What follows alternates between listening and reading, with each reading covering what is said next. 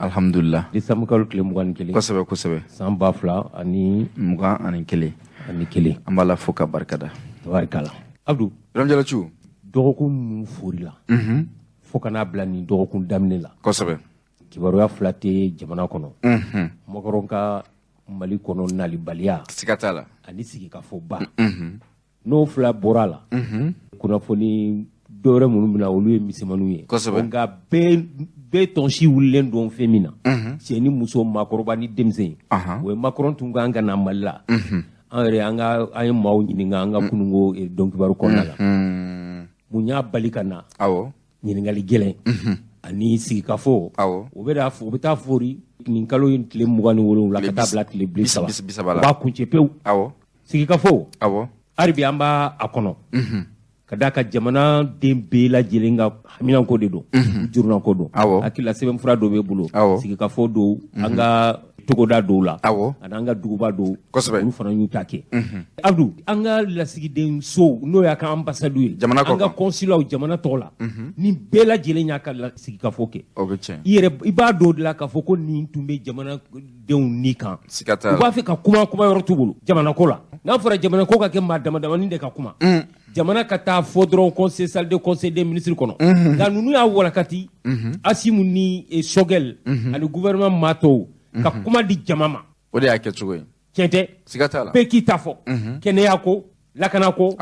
kalanko fɛn o fɛn n'o de kɛlen bɛ ka jamana kɔnɔdenw degun siga t'a la bɛɛ y'i ka kuma fɔ fitinaw tun kɛra waati dɔ la i b'a dɔn n'i ko n'an ka sigi ko n'an ka kɛlɛ o ye tiɲɛ nka Asimu ka kuma kɔnɔ a ko waati dɔ bɛ se ka na aw bɛ fitina o ye tiɲɛ nka a y'aw miiri aw kalannen don diplôme baw de b'aw bolo aw ye maa hakili juru calen ye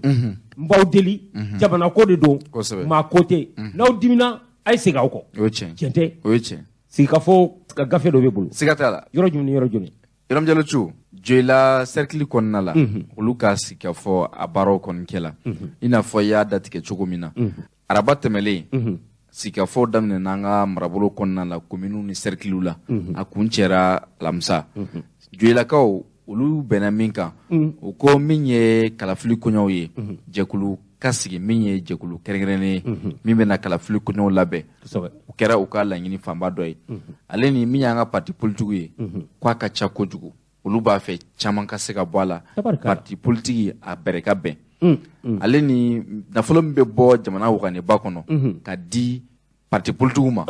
ko o ko ka lajɛ caman fana ka bɔ o la o ma lajɔ de colonel Ablaye Mayiga administration territoriale ale ko dɔrɔmɛ tɛ bɔ wagane kɔnɔ tabarikala Ramjalachu camancɛ fanga janya ko san 3 joyilakaw ko san 3 de ka fara kan min ye sigikafɔ baaraw ye sigikafɔ dɔ ka labɛn kalanko kama sigikafɔ dɔ ka labɛn kɛnɛyako kama wa sigikafɔ dɔ fana ka kɛ min bɛ kɛ sababu ye an ka jamana kɔnɔna la min ye jamana kɔnɔdenw bɛ maa minnu choisi i n'a fɔ maires ani députés olu ka ko k'a ta k'o sɛgɛsɛgɛ ka ɲɛ kosɛbɛ dɛ ka sababu kɛ ni maa min kɛra maire ye o b'a sago de kɛ ni maa min kɛra député ye o b'a sago kɛ jamana. Abdou député yɛrɛ ta ni ne élu la sisan nin parti tɔgɔ la n'an taara assemblée la ni ani parti kɔnɔdenw dɔw furufurula ɲɔgɔn kɔrɔ dɔrɔn a bɛ bɔ yen a bɛ taa don parti wɛrɛ la k'a sɔrɔ a ye députéya golo sɔrɔ nin parti de fɛ. Allahu akbar. Ramjalachu a ye députéya a y'o briefing sɔrɔ parti mun fɛ a b'o janfa n'u donna assemblée nationale la n'a ni dɔw furugura ɲɔgɔn fɛ parti in na dɔrɔn a bɛ taa parti wɛrɛ la nanzaraw b'a fɔ o de ma ko transhumance. Allahu akbar. o de kan ka dabila. o kan ka dabila o ye tiɲɛ. kɔfilajɛgɛya nin parti in de ye wari don nafolo dɔ i la k'e élu e ka kɛ wasaden ye e ni o maaw furugura ɲɔgɔn kɔrɔ dɔrɔn e taara parti wɛrɛ la o ka dabila ninnu de dun y'u ka musaka don i la fo i kɛra député n'u m'o lajɛ a ma ɲi dɛ o ye tiɲɛ u ko lajɛ kabi jɛmu fanga sigira nin de bɛ sen na o ye tiɲɛ i b'a ye député 2-3 u bɛ bɔ parti dɔ la u bɛ taa parti dɔ la e ma ye docteur Omar Marko yɛrɛ sɛgɛnna ko la n'a y'a u parti nafolo don député minnu na k'u ka élu u bɛ tila ka janfa o ye tiɲɛ san dɔ la yɛrɛ député 3 bɛɛ bɔra sadi la u k'o lajɛ u ka dabila o ye tiɲɛ transhumance politique in a ka dabila o kosɛbɛ tɛmɛn'a ye Ramjalachu min ye foroba cakɛbɔdaw ye ko k'olu lasegin ka taa jamana kɔnɔna fana na lakana fana ka segin ka taa jamana kɔnɔ kosɛbɛ kumaba minnu bɔra joyila ta la Ramjalachu o ye nin banama cercle olu fana ye sigikafɔ baaraw kɛ olu ko u ka laɲiniw na min ye maaw ye n'o ye lakana jɛkulu ye maramafan bɛ minnu bolo olu ko ka marifa minɛ u bɛɛ lajɛlen na ale ni min ye lakana ko ye ka sariya gɛlɛn dɔ ta ka ɲɛsin lakana baliya ma min bɛ se ka kɛ sababu lakana ka sabati jamana kɔnɔ ale ni kalafili koɲaw min ye wasaden kalafili ye u ko ka sɛgɛsɛgɛ ka ɲɛ kosɛbɛ o de ye olu ka laɲini ye ani an ka jamana sariya sunba min bɛ n'a bɛ wele ko cour suprême u ka koɲaw fana olu ka sɛgɛsɛgɛ ka ɲɛ min ye jamana ɲɛma ale ka nafolo min bɛ bɔ waganiba kɔnɔ ka di o ma ko ka caman bɔ o la o de ye olu ka fɛla jamana kuntigi ka fond de souveraineté ko ka dɔ b'o la o ye banabakaw ka laɲini o ye banabakaw ta ye min ye kangabakaw ta ye olu ko sigikafɔ in a kɛra nimisi wasa ye olu kɔni bɛ min fɛ olu b'a ɲini jamana kɔnɔdenw bɛɛ fɛ ani jamanatigiw fɛ k'a fɔ ko jamana in n'i y'an ka jamana ta k'a lajɛ an bɛ don min na i n'a fɔ bi politiki bɛ ka taa cogoya min na yɛlɛma ka don politiki cogoyaw la ko n'i ye gɛlɛya fanba ta k'a lajɛ a bɛɛ jubaju a bɛ bɔ politiki nɔ de la olu b'a fɛ politiki ko in ka sɛgɛsɛgɛ jamana kɔnɔ wa camancɛ fanga in dɔ ka fara kan ka taa fo san 2024 na tabarikala o de ye olu ka laɲini min ye Segu marabolo ye a yirala k'a fɔ jaabi caman bɔra ye bɔlɔlɔw sanfɛ i tun bɛ Segu ta kɔni ye fan bɛɛ kumakanw na olu ko min ye jɔnya ko ye k'o ka dabila pepewu ira segukaw ye nin fɔ nka anw ka région na Kayi a jɔnya juru in a ji jalen bɛ yen dɔgɔkun dama tɛmɛnen na ne ma kuma kɛ yan denmisɛnnin dɔ jalanka dɔ bafula bɛ cercle a tɛ Faransi a ma kuma jɔnya ko in kan a sera sa nka ministre ye sɛbɛn bɔ e yɛrɛ tun y'o kalan yan k'a di procureur bɛɛ ma jɔnya ko a ka dabila an ka ladala ko dɔ a ma fɔ ko an k'a don ba la a bɛ komi sisan Abdou ne tɛnɛmuso den ye ne t'a fɔ e ma ko n ka jɔn y'i ye e fana bɛnkɛ den ye dɛ e b'a fɔ ne ma ko i ka jɔn ye nin ye o bɛ fɔ fan bɛɛ o bɛ fɔ fan bɛɛ o tɛ basi foyi t'o la o mais k'a kɛ yɛrɛ sɛbɛ yɛrɛ n ka jɔn ayi an t'o la i b'a fɔ i ka juru don a tigi kan na k'a sama an bɛ Segukaw fɔ u ka nin hakilina la Iramjalotu Segukaw ko tuguni u ye kumaba caman fɔ dɛ nka an bɛ kumababaw de ta u ko min ye maa minnu bɔlen bɛ u sigiyɔrɔ la ka sanga ni lakanabaliya déplacés ni réfugiés olu b'a ɲini jamanatigiw ka fɛɛrɛ bɛɛ kɛ lakana ka sabati u bɔyɔrɔ la wa u ka segin ka taa u bɔyɔrɔ la ale ni min ye Mali ani communauté internationale n'o ye diɲɛ setigi jamanaw ye ani diɲɛ setigi faraɲɔgɔnkan kulu olu b'a fɛ Mali jamanaw u n'olu ka se ka ɲɔgɔn faamuya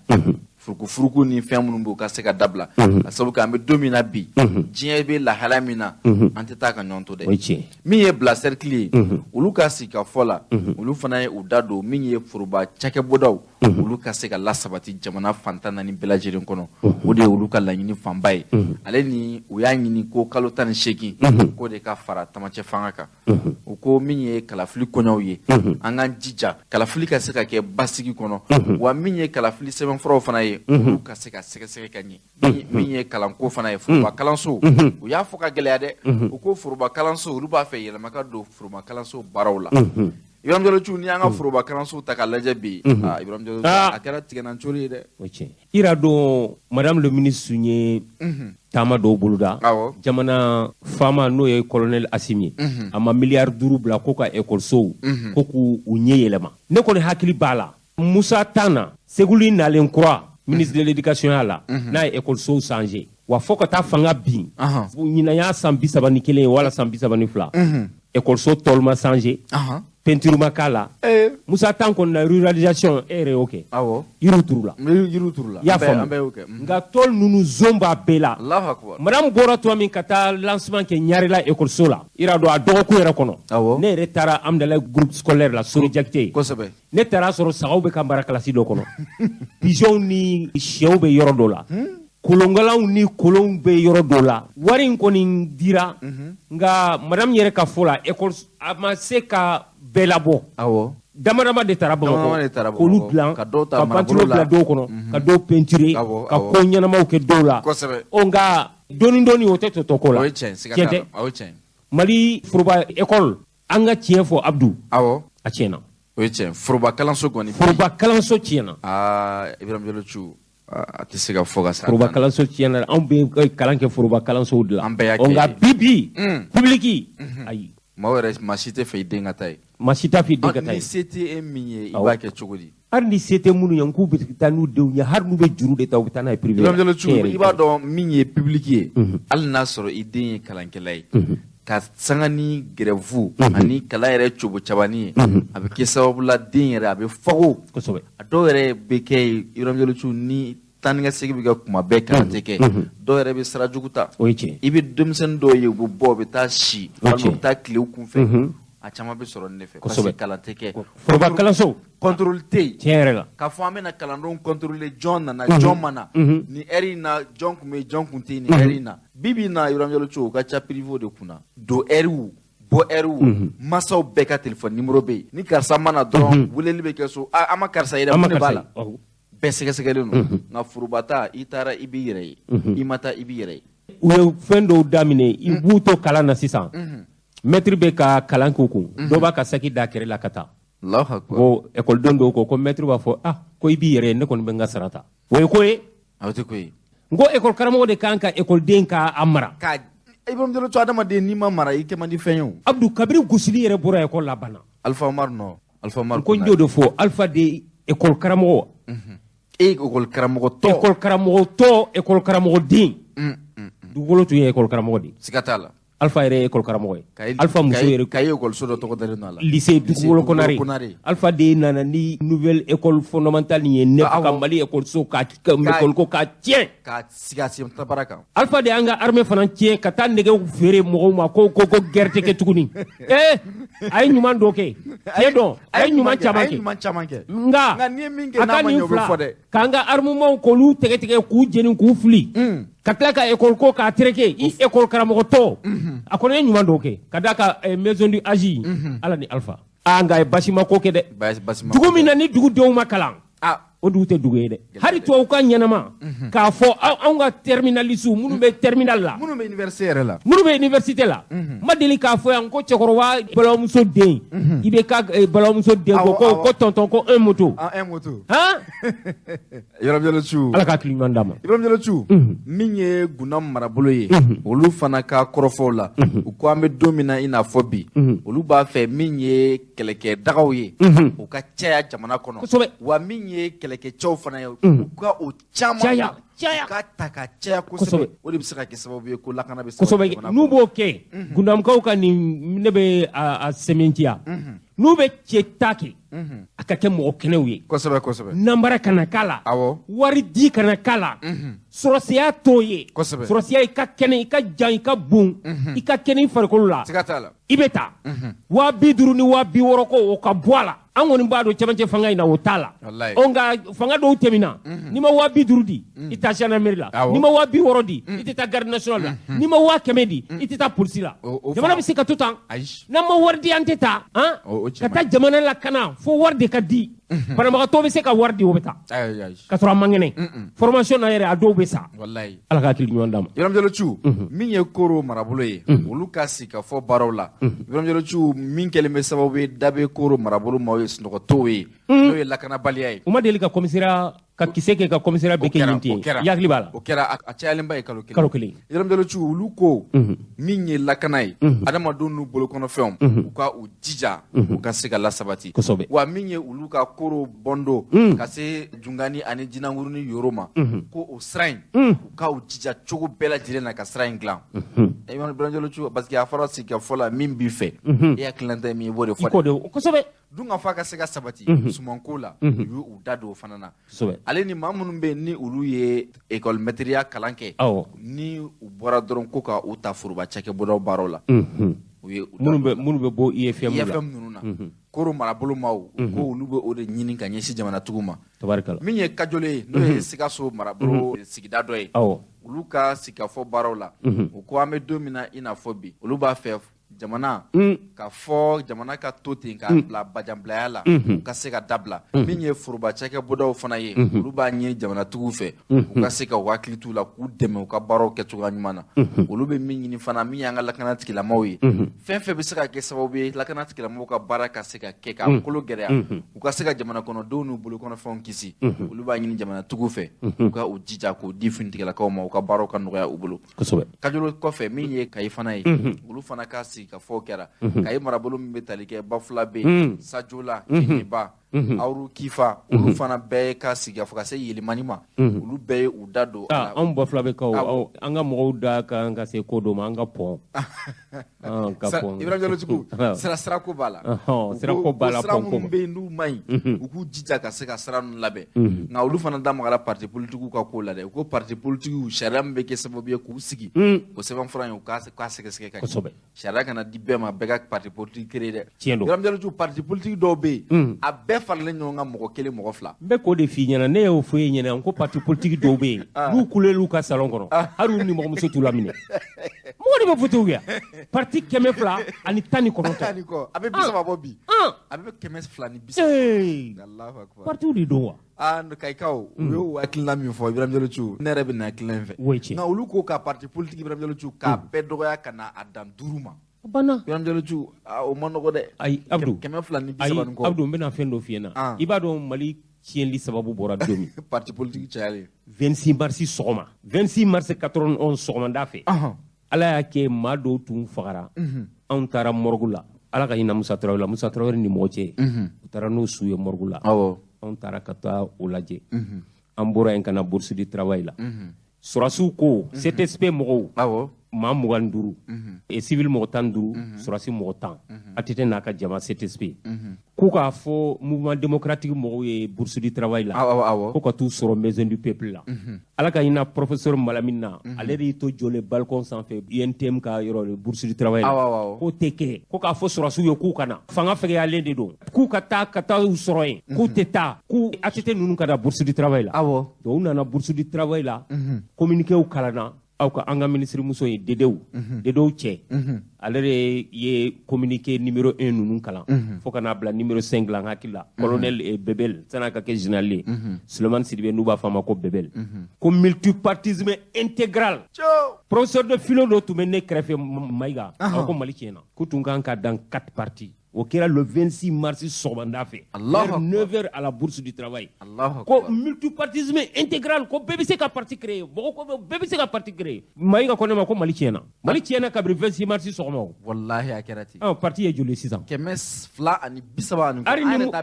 ari ni mun kɛra ministre n'o bɔra ministre la jamana nafolo suyɔnlen b'o bolo o ye parti créer o parti dɔ créer a ma ban wa o parti n'a y'a créer fana ni a fɔra ko ka mɔgɔ di ale yɛrɛ de bɛ na mɔgɔ de bɛ yen mɔgɔ tɛ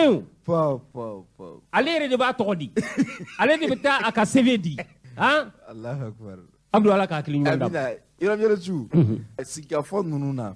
a kɛra an ka jamana cercle bɛɛ la an b'a jigiya k'a fɔ cerclew ye laɲini minnu kɛ laɲini fanba ninnu n'i y'u ta k'u lajɛ a bɛɛ ye jamana kɔnɔdenw kasikun de ye nka min ka gɛlɛ bi o ye lakanabaliya kalanko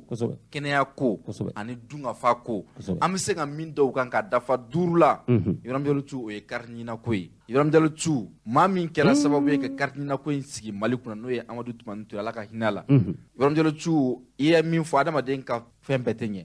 nka ATT ka carte ɲinako in ma ɲɛ dɛ an bɛ don min na bi cɛkɔrɔba ni musokɔrɔbaw de bɛ kasi carte ɲinako in nɔfɛ an y'a kuma kɛ yan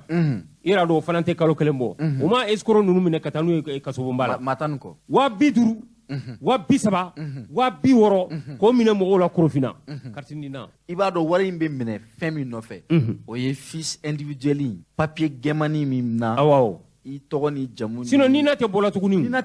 Nina b'anw de bolo Nina tɛ bɔla tuguni Abdou n bɛna fɛn dɔ f'i ye mɔgɔ bɛ ko dɔ kɛ i b'a k'i yɛrɛ la u ye nin enrôlement in daminɛ tuma min mɔgɔ caman y'i ban k'a kɛ ko ni i y'a kɛ k'aw ka du mɔgɔw bɛ taa l'impôt sara dɛ ko n'i y'a kɛ ko politique mɔgɔw ka ko de don dɛ maliyɛn fanba n'i y'a sigi 100 sara 98 o si tun ma da carte ɲina ko in nka sisan a tɛ nin ye an kɔni y'an ta sɔrɔ kabiri 2008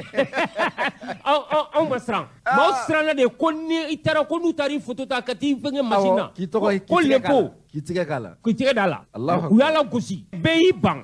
nka a nana don ba la tuma min k'a fɔ ko nafa b'a la Nina carte tunna i bɛ fɛ ka polisi kɛ o carte Nina gendarmerie sapeur-pompier gardi min yɛrɛ ka jugu n'a bɛɛ ye i b'a fɛ ka taa jamana kɔ kan voilà carte Nina Allahu akbar anw ka carte Nina kɔrɔkɔrɔ b'an bolo armoire kɔnɔ anw ma siran o Abdou n bɛ k'o f'i ye dɛ maaw de y'a la gosi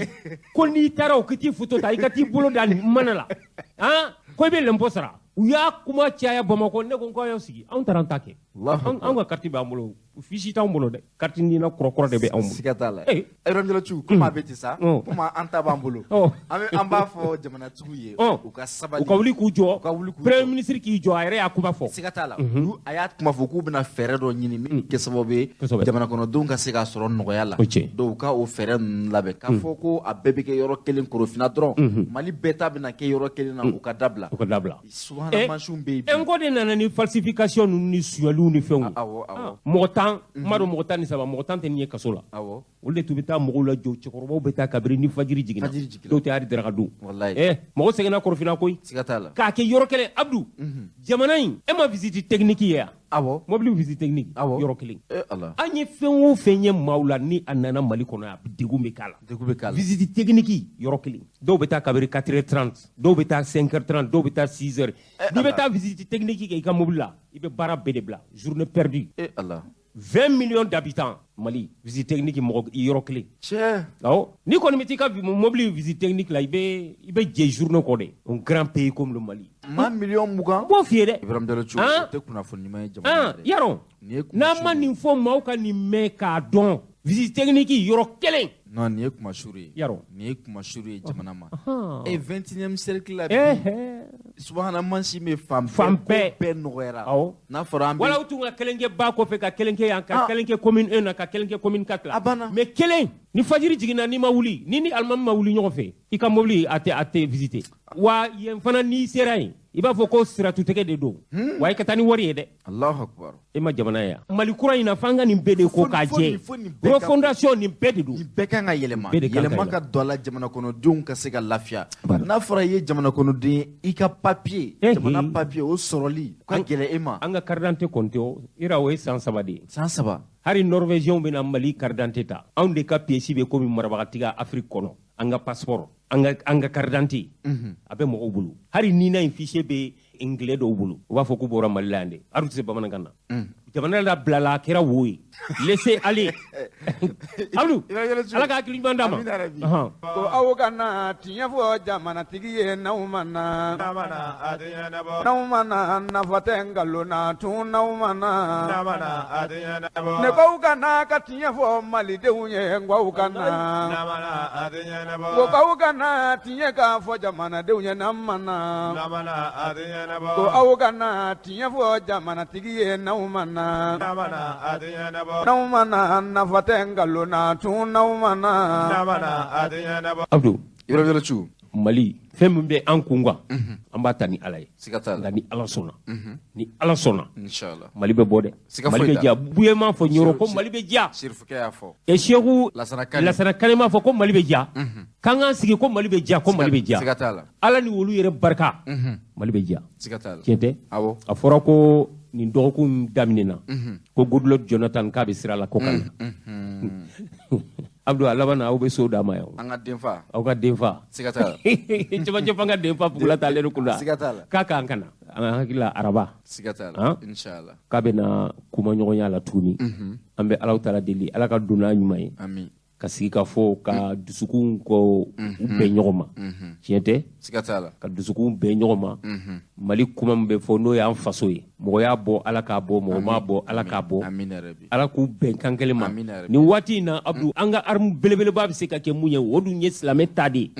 o ye duwawu de ye o ye tiɲɛ bɛɛ lajɛlen ka duwawu kɛ faso Mali ye siga foyi t'a la yɔrɔ wɛrɛ tɛ anw bolo Mali kɔ national wɛrɛ t'anw bolo ni Mali tɛ siga t'a la a bilenna o anw bɛ yan a sumayara o anw bɛ yan anw bɛ taa min o tuma an bɛ duwawu de kɛ k'an ŋaniyaw kɛ kelen ye ala ka jamana sabati ala ka jamana sabati ala ka jamana sabati Abdou a fɔra ko janvier ko gɛrɛnde dɔ bɛ taa ko ka siri Mali la tuguni ko ni an ma taa kalafiliw la n'an ma taa kalafiliw la kalafili koɲɛw sɛbɛnfuraw cogo di u t'u jɔ an ka nilakili ayiwa gɛrɛntɛ kuma min bɛ ka fɔ a kan ka kɛ nafolo ko o sira de kan i b'a dɔn an ka jamana CEDEAO jamana ninnu u kalalen don ɲɔgɔn na de a nafolow u tɛmɛsiraw bɛɛ ye kelen ye kelen BCEAO tɛ awɔ ayiwa n'u b'a fɛ ka gɛrɛntɛ siri min ye jamana ɲɛmaa ye colonel Assimi Goïta a fana y'a kan di ko sani janvier kalo tile 31 cɛ k'a bɛ ɲɛfɔli kɛ ɲɛmaa ni CEDEAO ye an ka kalafili koɲɛw la an b'a jigiya ka fɔ ni jamana ɲɛmaa ye sɛbɛnfura dɔ bɔ k'a fɔ kalafili koɲɛw an bɛnna kan an bɛna kɛ nin cogo in na an bɛna kɛ nin waati la an b'a jigiya k'a fɔ CEDEAO mɔgɔw bɛ se ka o tigɛ lasigi ka sabu kɛ min y'a ye an sera nin waati in bɛɛ la Ibrahim Diallo Thiou ni camancɛ fanga tigilamɔgɔ k'a bɛ u sigira min ye kalafili koɲɛw ye hali n'a fɔra ko politiki furugu bɛ jamana kɔnɔ hali n'a yirala k'a fɔ ko lakanabaliya bɛ yen nka u k'u tigɛ don kalafili koɲɛw la hali n'a sɔrɔ kalafili sɛbɛnw ka olu ta ka to k'u sɛgɛsɛgɛ u k'u tigɛ don o la k'o baaraw daminɛ n'u tun y'o kɛ CEDEAO mɔgɔ yɛrɛ bɛ se k'a jigiya k'a fɔ kalafili b'u kɔnɔ an bɛ don min na i n'a fɔ bi Ibrahim Diallo Thiou an ma o kuma m'u da dɛ an ka famaw da an ma o kuma m'u da a bɛ se ka kɛ o de fana kɛra sababu ye CEDEAO mɔgɔ bɛ se k'a bila u kunna ka ŋaniya jira kɛ n b'i ka kuma sɔn ji la Abdou Ibrahim Diallo Thiou ni mɔgɔ fa yɛlɛnna yiri min na ni mɔgɔw tɛmɛtɔ ye e sɛmɛlen o yiri la u t'a fɔ ko ko tiɲɛ la k'a b'a fɛ ko k'a fala degi n'a ma fɔ i yɛlɛ ko kun i b'a sɔrɔ i jigila de tabarikala siga t'a la kabini u kɔni sigila kalo 9 fɔlɔ o kɛra falaki ye ten kosɛbɛ hali n'a ma ɲɛ min don u kun kan ka a peripirila tigɛ CEDEAO mɔgɔ ye jɔngwala kalo 9 fɔlɔ min kɛra jɔngwala o kɛra falaki ye a bɛ hakɛ to an ye nka jɛkulu min kan ka kalafili koɲɛw kɛ walima kalafili ko bɛ taa cogo min na u ka o baara ninnu daminɛ ka to ko baara dɔ dayɛlɛ u senkɔrɔ o fana b'a jigiya k'a fɔ ko kalafili ko b'u kɔnɔ nka e tɛ fɛn fɔ o la e sigilen don Ibrahim Diallo Thiou an fana b'a miiri k'a fɔ kalafili ko t'aw kɔnɔ ka sabu kɛ fanga ka di dɛ Ibrahim Diallo Thiou kosɛbɛ kuluba Ibrahim Diallo Thiou dɔ y'a fɔ n ye wa ko fɛn fɛn i b'a fɔ duguma yan n'i yɛlɛla kuluba Ibrahim Diallo Thiou i da bɛ yɛlɛma dɛ i da bɛ yɛlɛma dɛ nafolo de bɛ yen adamaden dun ka lajarabi fanba ye nafolo ani muso a banna n'i sera ka kisi o ma ala ye fɛnba k'i ye dɛ ani fanga komi fanga yɛrɛ ni nafolo ni a bɛɛ bɛ ɲɔgɔn na n'u sera ka waati perepere tigɛ ka kalafili ko daminɛ maa minnu fatura olu tɔgɔ ka bɔ sɛbɛnfura la maa minnu si sera san 18 n'olu kan ka kalafili kɛ k'olu tɔgɔ don sɛbɛnfuraw la kalafili sɛbɛnw ani kalafili kariti ninnu ka to ka olu ko ninnu daminɛ an b'a jigiya k'a fɔ parce que olu Ibrahim Diallo Thiou o ko fana tɛ daminɛ kalo 1 kalo 2 dɔrɔn ko n'o kɛra ɲangili bere bɛ sonsori a bɛ se ka sonsori tiɲɛ tɛ an b'a jigiya k'a fɔ mais an ka waleya dɔ de yira fɔlɔ voilà ni waleya yira la siga t'a la u b'a fɔ tiɲɛ la Mali bɛ nin sira in kan voilà ne yɛrɛ ye o de fɔ k'a fɔ Ibrahim Diallo Thiou CEDEAO maaw n'olu kɛra Mali juguya la u bɛ k'u yɛrɛ de juguya la o tiɲɛ CEDEAO jamana ni a barajuru bɛ yan a bɛ yan de CEDEAO kuma fɔra yan de fɔlɔ Musa Traoré fɛ foyi t'a la wa CEDEAO jamana tɛ yen ko Mali jɔlen tɛ n'u ka fɛn dɔ ye a tɛ yen o tiɲɛ Mali fɛn dɔ bɛ bɔ ka taa bɛɛ ka jamana kan u b'a la don an kun cogo min an yɛrɛ b'a la don u kun ten de n'i ye Kolokani sira jateminɛ mobiliw bɛ tɛmɛ ne ye péage salon péage mɔgɔw y'a fɔ ne mobili 3 tile kɔnɔ i y'a faamu o marchandise nɛgɛ ciment ka bɔ Dakar ani marchandise wɛrɛw an fana bɛ dɔ la don u kun dɛ an b'a la don an bɛ ɲɔgɔn dafa de siga t'a la Côte d'Ivoire la même chose u ka woro tɛ na yan siga t'a la an ka minɛnw tɛ taa yen an ka minɛnw bɛ taa yen an ka minɛnw tɛ taa fo Ghana a bɛ taa CEDEAO yɛrɛ ɲɛmaa fɛ yen ni Ala sɔnna donc an bɛ taa minɛnw ta yen fana an bɛ tɔnɔ don ɲɔgɔn kosɛbɛ dɔnna tɛ yan dɔnna de don Ibrahim Diallo Thiou u tɛ se ka an juguya mais min de don an fana ka ŋaniya yira u la k'a fɔ tiɲɛ yɛrɛ la jamana marali kɔnɔna la nin de bɛ an kɔnɔ ni kalafili sɛbɛn kuraw ni fɛnw kun taara hali bɛ cadre de champ des partis politiques minnu bɛ wowo ci la olu da tun bɛ sumaya nka n'i y'a ye olu sigilen don olu ɲɛ b'a la foyi tɛ ka fɔ a fɔra sigikafɔ caman kɛra Ibrahim Diallo Thiou a caman kɛra jamana in kɔnɔ dɛ mais an b'a jigiya k'a fɔ a caman bɛ kɛ a sɛbɛnfura bɛ ta ka bila gɛrɛfɛ an ye maaw ɲininka est ce que nin sen ta kɔni ko Assimi ko k'a tɛ bila tiroir kɔnɔ ayiwa an t'an sigi k'a lajɛ n'o kɛra tiɲɛ ye Ibrahim Diallo Thiou an b'a jigiya k'a fɔ nɔ bɛ bɔ wa ɲɛɲini min ni a kuma bɛ CEDEAO maaw da an bɛ kisi a ma janvier kalo la nka u k'u jija u ka ŋaniya ɲuman dɔ ta ŋaniya dɔ ta min b'a jira k'a fɔ ko kalafili ko b'olu kɔnɔ nka n'u y'u sigi ta k'a kɛ taa ni ka segin ni fɛn in ta Ibrahim Diallo Thiou jamana tɛ mara o cogo la ten dɛ ko ka kɛ gɛlɛya ni tilennenya kan jamanaden fanba dalen don aw la n'a bɛ ten dɔrɔn ayiwa kalafili koɲɛw a sɛbɛnfuraw a baaraw daminɛ la k'a ta fana k'a di CEDEAO ma k'a di diɲɛ selekina ni jɛkulu tɔnbagaw ma olu tɛ se k'an dɛmɛ cogoya si la n'an mana don kalafili la olu tɛ se k'an dɛmɛ cogo si la wa Mali jugu tɛ dɛ Mali jugu ye maa minnu ye an b'olu dɔn ka ban o ye Faransi jamana ye fara bɔra olu ka woro ɲɛfɛ diɲɛ bɛɛ y'o ye o kɔni o dɔnna yɛrɛ de musokɔrɔba cɛ an malo la voilà donc an b'a wele k'a ka na voilà donc o kɛcogoya ɲuman o b'an kɔnɔ déjà donc tɔ ninnu an k'a lajɛ an ka ɲɔgɔn faamuya Ibrahim Diallo Thiou sigikafɔ de bɛ baara bɛ ban an tɛ sigikafɔ de la n'an ye si k'a fɔ kɛ ni CEDEAO maaw ye k'an ka taasira yir'u la maa minnu don hakilimaw de don kosɛbɛ voilà Abdou Iram Jalatu an cakɛɲɔgɔn dɔ ye ministre Mali kɔnɔ ani Mali kɔ kan jamana wɛrɛ wo ministre o tɛ Abdoulaye Diop a kumana CEDEAO ko kan a kumana Mali golomasiri tabaw kosɛbɛ a kuman'o kan olu ka coopération ani jamana wɛrɛw Abdoulaye Diop an ka fara ɲɔgɔn kan an k'a lamɛn mɔgɔw Mali commande ye ou bien kɛlɛ de b'u ni ɲɔgɔn cɛ jamana caman bɛ yen sisan nɔ an da fɛ olu fana sirannen de don u b'a fɔ ko fɛn min kɛra Mali la a ɲɔgɔn bɛ se ka k'olu fɛ yen nɔ bon dɔw fana bɛ yen nɔ jamana wɛrɛw de bɛ ta ka kuma u bɛɛ fɛ k'u lasiran fo ye min bɛ kɛ Mali la n'a y'u sigi k'a lajɛ nin bɛ k'aw la nin bɛ k'aw la dɔw fana bɛ yen olu tɛ ko bɛɛ tiɲɛ dɔn min bɛ kɛ yan donc an fana tɛ se k'an sigi ten dɔrɔn k'a fɔ k'u b'a faamuya o de la jamana ɲɛmɔgɔ ko f'an ka wuli de an ka taa teriyaw ɲini ko fɛn o fɛn bɛ yen an k'a fɔ mɔgɔw ye an bɛ se min fana na an k'u f'u ye jɛlɛnya la mais min tɛ se ka kɛ fana o fana kana dogo donc o de senfɛ ni wulikajɔ ninnu bɛɛ kɛla ka taa Senegal ninnu na ka taa Niger ka taa Côte d'Ivoire ka taa Ghana fo Rwanda ninnu an ser'olu bɛɛ la ka ɲɛf'u ye CEDEAO sommet laban min kɛra ni yɛrɛ ye jateminɛ k'a ko la mɔgɔ caman tun ma sigi ni nin jaabi ɲɛ dɛ parce que cɛsiri de kɛra jamana ɲɛmɔgɔ yɛrɛ ale yɛrɛ ma sigi ale yɛrɛ ye téléphone ta a n'a balimaw jamana ɲɛmɔgɔ tɔw minnu bɛ an da fɛ an'u bɛ kuma téléphone na a b'a ɲɛf'u ye a bɛ se ka ne yɛrɛ bila ka taa yɔrɔ min ne yɛrɛ y'o kɛ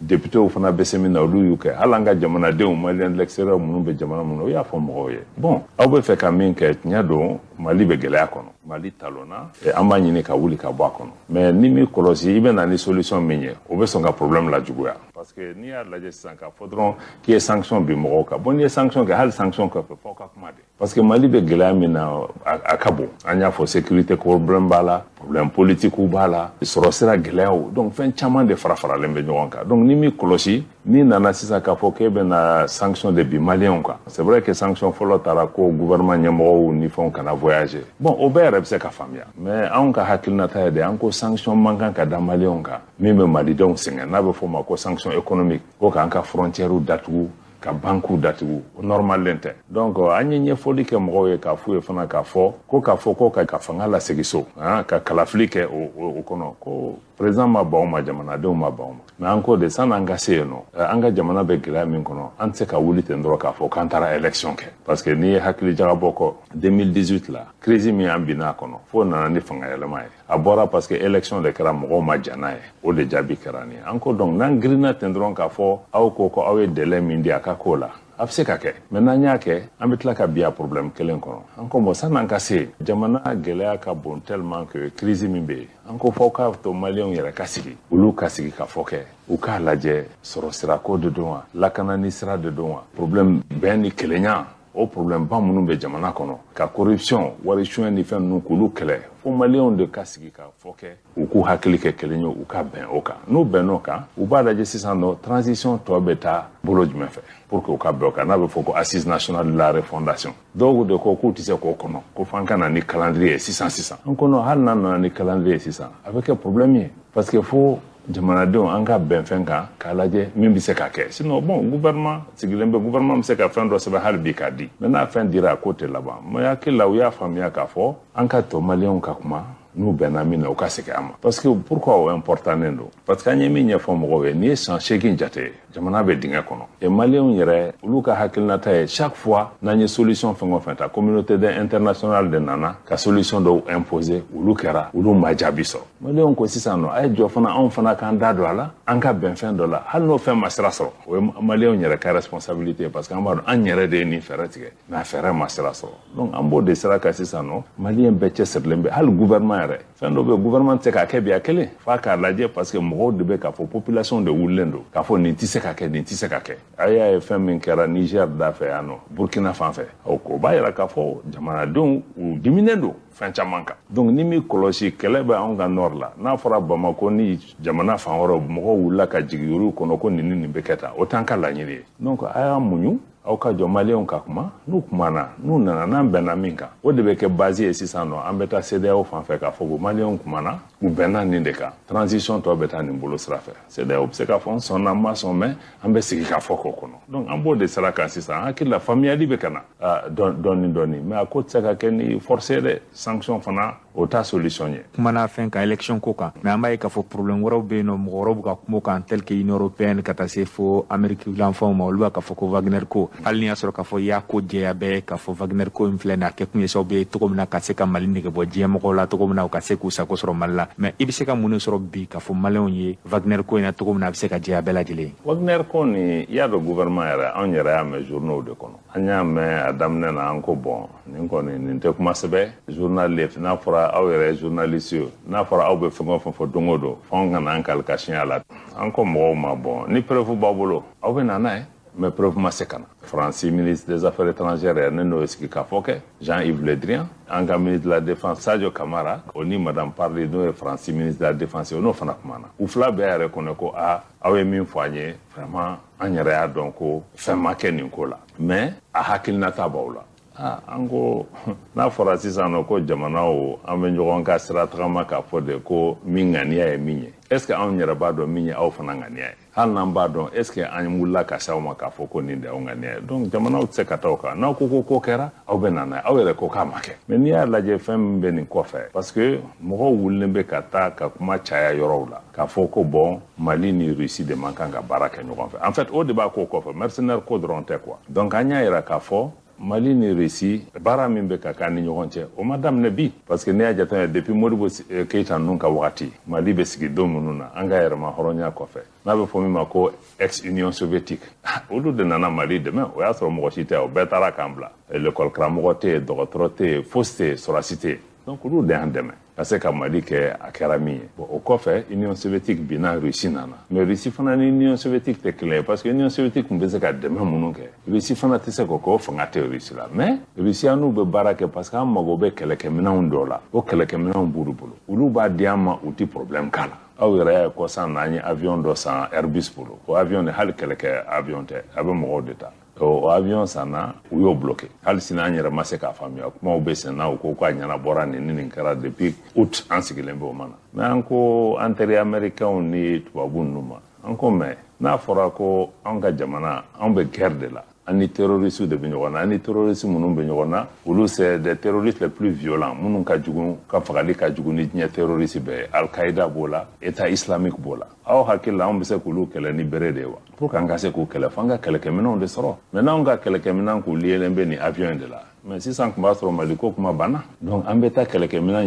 yɔrɔ fana na an b'a sɔrɔ nɔgɔya la yɔrɔ min o de ye Russiw fana ka baara ye parce que Russiw ninnu olu b'a d'a ma u t'o condition bɛɛ k'a la parce que an mago bɛ a marifa la joona an mago b'a la teliya la an b'a san de fana mais hali tɔ ninnu hali n'an y'a san a tɛ sɔrɔ donc an y'a fɔ fana k'a fɔ jamanaw k'a faamuya Mali fana an y'an ka jamana ka yɛrɛma hɔrɔnya ta n'a bɛ fɔ ko pays souverain an yɛrɛ de b'an ka kow décider an ko jamana si tɛ se k'a fɔ Mali ye k'a fɔ i bɛ se ka nin jamana de sira tagama i tɛ se ka nin jamana dɔ sira tagama jamana si tɛ sɔn o ma Mali yɛrɛ fana tɛ sɔn an ko ni Mali ka intérêt ye fɛn o fɛn ye an bɛ t'o ɲɛɲini n'a bɛ sɔrɔ Chine kunda an bɛ taa n'a bɛ sɔrɔ Russie kunda an bɛ taa yen nɔ n'a bɛ sɔrɔ Amérique kunda an bɛ taa yen n'a bɛ sɔrɔ Europe fana an bɛ taa yen nɔ mais n'i ye Wagner ko in yɛrɛ bɛɛ jate lajɛ nin bɛɛ ka mankan wuli de parce que kɛlɛ de bɛ nin puissance ba ninnu yɛrɛ ni ɲɔgɔn cɛ Amérique o France o Russie o Chine u ka kɛlɛw b'u ni ɲɔgɔn cɛ mais anw y'a yira k'a fɔ aw ka kɛlɛ tɛ Mali kɛlɛ e teri tɛ ne teri ye forcé la i jugu tɛ n jugu ye mais ne ni e an b'an ka ɲɔgɔn tagama an ka intérêt de nɔfɛ donc Mali ye jamana fitinin ye ka don ni samaw bɛ kɛlɛ la anw tɛ se ka don tu la donc sama ninnu u yɛrɛ ka kuma ɲɔgɔn fɛ u ka ɲɔgɔn ka problème ɲɛnabɔ u ka Mali bɔ la donc o de ye nin Wagner ko bɛɛ ni min bolo ni fɛn wɛrɛ bɛ mɔgɔ min bolo i ka na n'a ye mais n'i yɛrɛ y'a lajɛ sisan i b'a fɔ Mali yɛrɛ diɲɛ problème bɛɛ ni Wagner de o t'anw ka problème ye mais jamana ɲɛmɔgɔ ye min yira k'a fɔ o ye k'a fɔ de sisan Barkhane ke désengagement min kɛra an ka jamana kɔrɔnya fan fɛ a bɛ vide juridique créer o kɔrɔ yɔrɔ bɛ na kɛ yen nɔ lakanani minɛn tɛ yen mɔgɔ tɛ yen ka lakanani kɛ f'anw k'o jaabi parce que n'i y'a lajɛ jamana tun bɛ bolo min kan o kun ye de transition kɔnɔ gouvernement tun bɛ ka baara kɛ pour que ka sécurité lakanani nati ka bɔ Kayi fo ka se Mopti mara la mais nord ni accord de paix de bɛ yen nɔ groupe ninnu an n'olu bɛ bɛn a la ni élection bɛ kɛ mais sisan nɔ ninnu tagalen min filɛ ça veut dire que nord élection par exemple aw b'a kɛ ni mun ye parce que moyen tɛ yen donc il faut que gouvernement ka taa moyen de ɲini a bɛ sɔrɔ yɔrɔ min pour que k'an sécuriser bon ko aw bɛ ni mankanba min na Wagner la est ce que dɔ nana ka Mali ɲininka ne ko mun de problème b'i da la n bɛ se k'i dɛmɛ yɔrɔ min mais bɛɛ bɛ na la nin ye Wagner kɛ n bɛ nin k'i la nin ye Wagner kɛ n bɛ nin k'i la Autant ka problème an ka problème ye de an bɛ se ka maliyɛnw lakana cogo min ni minnu y'an teri yɛrɛ yɛrɛ olu k'an kana de an y'an teri dɔw bɛ ka na olu bɛ k'an ɲininka bon nin problème nin bɛ yen dɛ aw hakilina t'a la an bɛ se ka mun de kɛ k'aw dɛmɛ donc minnu bɛ k'an dɛmɛ san'u ka taa kɛ tɛgɛrɛ fɔ ni mankandi ye ka jamana tɔgɔ tiɲɛ u ka na an ka sigi ka kuma k'a lajɛ k'o bɛ taa cogo min voilà je crois que o de ni Wagner ko ni bɛɛ discussion mɔgɔw k'a faamuya fɛn caman de bɛ nin kɔfɛ sinaya ko kɛlɛw b'u ni ɲɔgɔn cɛ fɛn caman kɛlɛw b'a la anw tɛ don la mais ni Mali ka lakanani ye fɛn o fɛn ye gouvernement fana tɛ sigi o la dɛ an b'o fɛɛrɛ tigɛ parce que an tɛ se k'an sigi fana mɔgɔw kana bi an kan ko parce que mɔgɔ wɛrɛ ko nin bɛ tan donc voilà o de vraiment gouvernement ka hakilina ye nin ko la n kana ɲinɛ k'a fɔ fana an y'a ɲɛfɔ an y'a fɔ ka segin a la Mali gouvernement ka politique tɛ mercenaire ko ye Mali gouvernement an ka politique ye de an bɛ se ka lakana ni minɛnw ani labɛn ni jumɛn di an ka sɔrɔsiw ma olu yɛrɛ ka se ka jamana lakana donc n'an k'an ka mɔgɔ dɛmɛ an b'an yɛrɛ ka mɔgɔ ninnu de dɛmɛ pour que olu ka minɛn sɔrɔ ka se ka kɛlɛ kɛ parce que n'i y'a lajɛ a kɛra mercenaire ye o a kɛra Barkhane ye o a kɛra mɔgɔ ye komi an y'a ye Afghanistan jamana fɛn o fɛn n'i ka lakanani ta k'a kalifa mɔgɔ wɛrɛ de ma an lakanani nin fana ko nɔgɔn tɛ min bɛ Mali kunna a bɛ jamana caman de fana kan donc fan ni an ka jamana minnu b'an kɛrɛfɛ n'a bɛ fɔ ko coopération régionale a kɛra Algérie ye sa wa a kɛra Mauritanie ye a kɛra Niger ye G5 ni fɛn ninnu an n'olu bɛɛ kan ka se ka baara kɛ pour que k'a kɛ lakanani bɛ sabati cogo min donc hali olu yɛrɛ an mago bɛ se jamana tɔw ka dɛmɛ ma mais dɛmɛ fana f'a ka kɛ o hakilinata de kɔnɔ a ka kɛ ni jɛlɛnya ye parce que ni mɔgɔw bɛ kɛ ni dɛmɛ i tɛ se ka kɛ i bɛ Mali dɛmɛ i n'anw bolo bɛ ɲɔgɔn bolo i ni Mali juguw bolo bɛ ɲɔgɔn bolo o fana tɛ taa dɛ n'i bɛna dɛmɛ kɛ a bɛ kɛ jɛlɛnya ani tilennenya de kɔnɔ n'i bɛ fɛ ka kɛ Mali teri ye i bɛ maliyɛnw de bɛɛ de i teri ye mɔgɔ tɛ se k'a fɔ ko Mali dɔgɔnɔw de ye ne teri ye kɔrɔbɔrɔw de ye ne teri ye non n'i ye Mali teri ye i bɛ kɛ Mali jamana den bɛɛ de teri donc anw ka hakilinata ye o de ye bi n'an teri minnu bɛ na an b'u juger o de fɛ Mali teri ye mɔgɔ minnu b'aw ka kɛlɛnya dɛmɛ mɔgɔ minnu b'a dɛmɛ aw ka se ka wuli aw yɛrɛ ye ni dɛmɛ min tɛ taa o sira fɛ fana ne hakili la an kan ka se ka courage sɔrɔ k'a fɔ o tigi ye bon i ka ŋaniya ka ɲi mais i bɛ se k'a to yen. D'accord, Fédération russe bɛnkan bɛ an n'u cɛ donc groupe Wagner ko kuma tɛ yen bɛnkan min b'an ni u cɛ o ye bɛnkan jumɛn ye o ye fɔlɔ ye ka tugu a la est-ce que population malienne bɛna bɛnkan ni est-ce que an bɛna dɔn bɛnkan modèle min de don wa bɛnkanw bɛ to ka kɛ an ka jamana kɔnɔ population tɛ bɔ a kalama alors bɛnkan modèle jumɛn de don an ni russiw cɛ et bɛnkan ni est-ce que population bɛna bɔ a kalama. bɛnkan b'an ni russiw cɛ ko dogolen tɛ o. Ibu hali ni e mago b'a sɛbɛn na i bɛna affaire étrangère la an b'a sɛbɛn d'i ma ko dogon tɛ traité accord caman de b'an ni Russie cɛ mais traité de défense dɔ signera an ni Russie cɛ nin y'a san 2 san 3 jate donc an ka coopération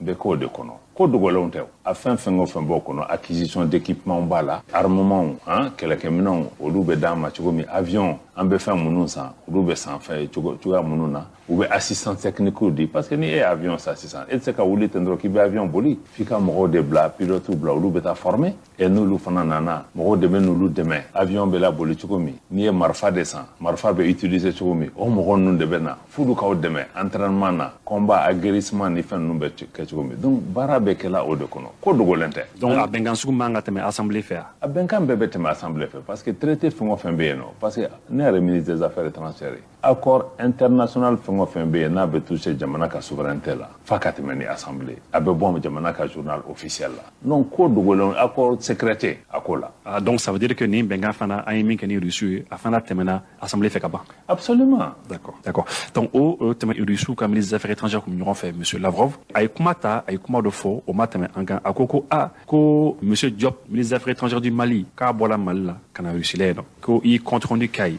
fɛn o fɛn kun tɛmɛ i ni Algériens cɛ k'i y'a compte rendu kɛ ko bɛnkan dɔ bi an ni Algérie cɛ ko i o fɔ a ye donc an bɛ fɛ ka dɔn o bɛnkan ye jumɛn ye. bon ne m'a dɔn ni n ye kuma faamuya dɛ mais ne m'o mɛn m'a dɔn n'a kan bɛ an ye accord pour la paix et la réconciliation ni n'o de don oui an bɛ se k'o kuma fɔ mais k'a fɔ ko kɛlɛ sira fɛ an n'olu bɛnna ko an ni Algériens bɛnna k'an bɛ fɛn kɛ de non je crois qu'il bɛ se ka vidéo lamɛn. mɔgɔ minnu bɛ an ka mɔgɔw kalan marifaci ni fɛnw na est-ce que u nana wa. non o bɛ kɛ don o don président taalen aéroport la ka taa avion ninnu kunbɛn e ma Russiw ka sɔrɔsiw ya olu caman bɛ yan nɔ pour que k'an dɛmɛ marifa ninnu bɛ utiliser cogo min o tɛ ko dogolen o assistant technique de don olu bɛ yan mais o tɛ se k'o kɛ k'u to Moscou ni ne ye marifa kura san f'u ka na n dɛmɛ marifa nin bɛ utiliser cogo min de mais o ma daminɛ bi américains ka assistant bɛ yan nɔ u bɛ ministère de la défense la u bɛ taa terrain kan Union européenne taw be no olu be ano donc le fait que ka fo sa jamana fengo fembolo mo be na ubaw de me ka fen que do be na reformation na cadre kono donc mo mangan ka obo a nyo wara ke fa wara en tout cas fengo fem se ne ma don oko que tu y a assistance technique soro pour que ka se ki ka maintenant utiliser fan be avec do bandegi mais où senti do kele la no bo de mo be kele ko nya fawye moi détail betene bolomi armée ni fon be min ka anka sorasu ne dire pas be se ko détail ou dit mais be se ka min confier ka fo assistance technique ou ben na coopération cadre kono kan de me kele ke maintenant nous utiliser chocolat kan de me kele fana be se ka ta sera munu fe e anga mo fana beta Russie ou beta formation que ulu fana bena d'accord kata Europe katulu bobolo la même si en fana to fo ante mo kuna da kenai mais akanga to en hakili fana na ka fo hal français doro de na lulu fana américain de fana na lulu de me be gele ya la domi donc ko kurate ulu era ka tagali na fora ko ka opération Barkhane o ka tagali nya fo chugo minga kumana nko Afghanistan américain borayeno français ou munu fana bien olu fana ko kulu beta ako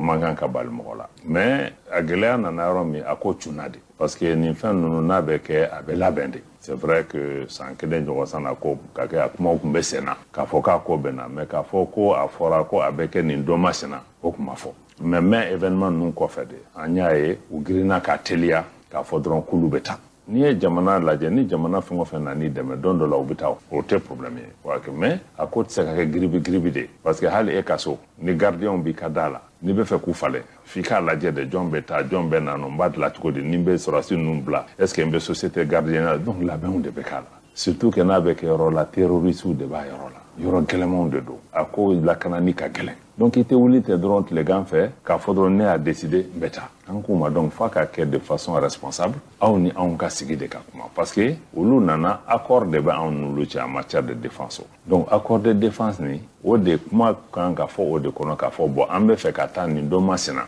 nin ye anw bɛ fɛɛrɛ minnu latigɛ chéri Abdou Ouattara Ibrahima Diallo diɲɛ kɔnɔ n'i ma sa kuna hadamaden ko bɛ jurubi la siga t'a la fɛn min ye Isa Kaw Jimi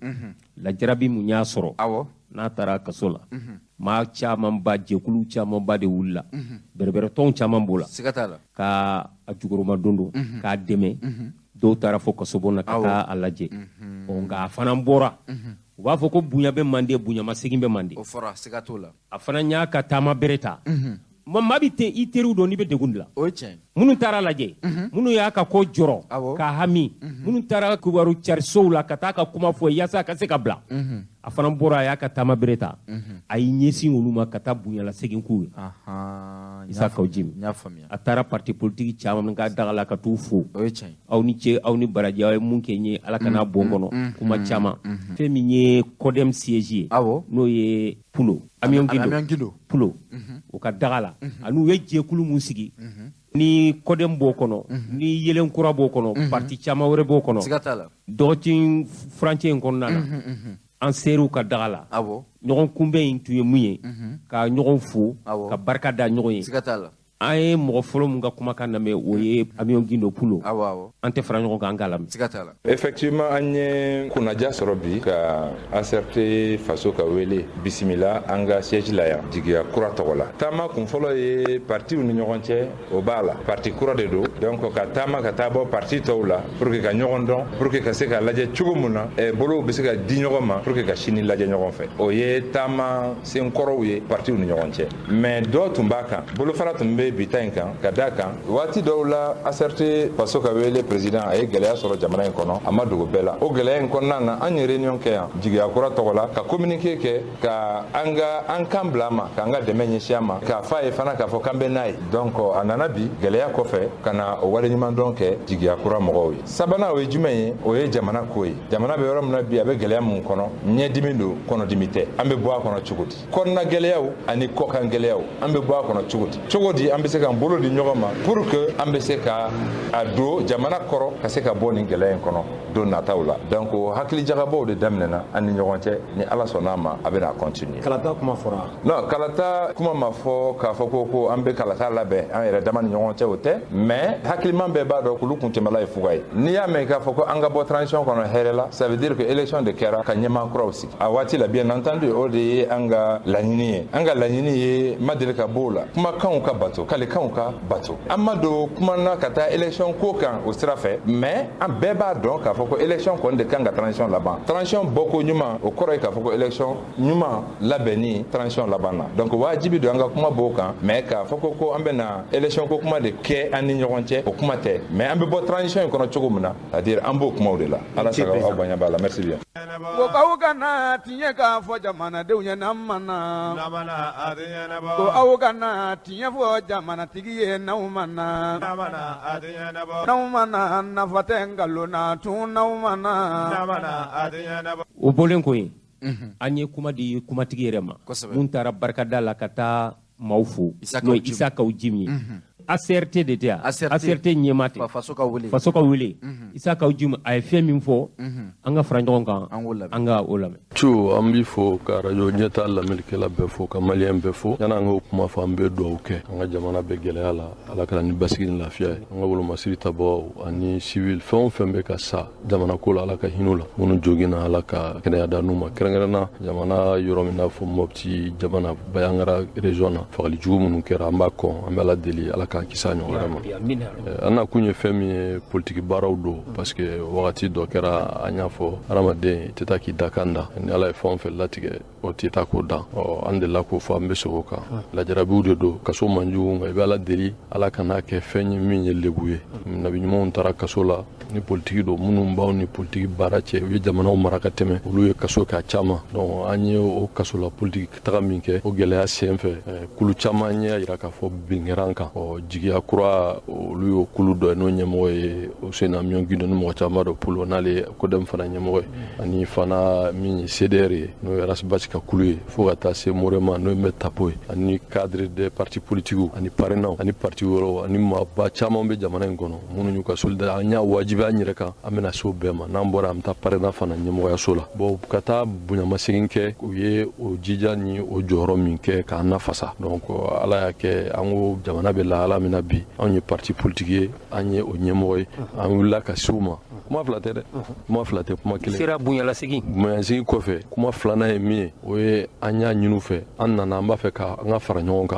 ɲɔgɔn kan k'a yira jamanadenw na ni diɲɛ mɔgɔ la k'a fɔ kuma min bɛ kare kɔnɔ k'a fɔ fasoden ɲuman fasoden jugu anw to a fɔ mɔgɔ ma mɔgɔ ye fasoden jugu ye anw ko maliyɛn bɛɛ bɛ Mali fɛ mɔgɔw ka hakilila tɛ kelen ye donc an ko an minnu fana bɛ Mali fɛ n'o ye k'a fɔ ka k'a fɛ ni démocratie sariya ye la haute lutte du peuple qui a mené la constitution du 25 si j'ai bonne mémoire février k'a fɔ o constitution in o de y'a yira ko jamana tɛ mara ni président sigi tɛ député bulon tɛ sɔrɔ ni kalata tɛ o donc an nana transition na ni gɛlɛya ni wulikajɔ min ye an ko a kalo 18 bɛɛ bɛnn'o kan an bɛɛ sɔnn'o n'o ma e tun sɔnn'o ma dɛ an ma bɔ o kɔnɔ ayisa an sɔnnen n'o ma mais o kɔfɛ de an ko kuma kala tɛ fara kala kan donc an ko an bɛ to sariya kɔnɔ o kuma maa o maa ka laɲini ye ko kala ka ta pour que jamana k'a yɛrɛ sɔrɔ politique sira fɛ association sira fɛ mouvement sira fɛ k'a bɛɛ kɛ mot d'ordre kelen parce que ni mot d'ordre cayara kuma bɛ ɲagami kuma kelen dɔrɔn ka transition ka date respecter kalata ka kɛ parce que o fana élément de langage de b'o la n'i nana fɔ dɔw b'a fɔ ko yan'a ka kalata fɔ ko lakanabaliya bɛ jamana kɔnɔ mais politique ɲɛmɔgɔ de bɛ lakanabaliya gérer k'a fɔ vie chère bɛ jamana kɔnɔ politique de b'o gérer jamana bɛ se ka nafolo sɔrɔ cogo ka ni investissement politique de b'o gérer wari bɛ se ka sɔrɔ ka baara di denmisɛnninw ma politique de b'o gérer donc ni politique tɛ yen o tɛ se ka kɛ o politique bɛ kɛ ni min ye o ye fanga min bɛ sɔrɔ urne na parce que diɲɛ b'o de reconnu bon ni février tɛmɛna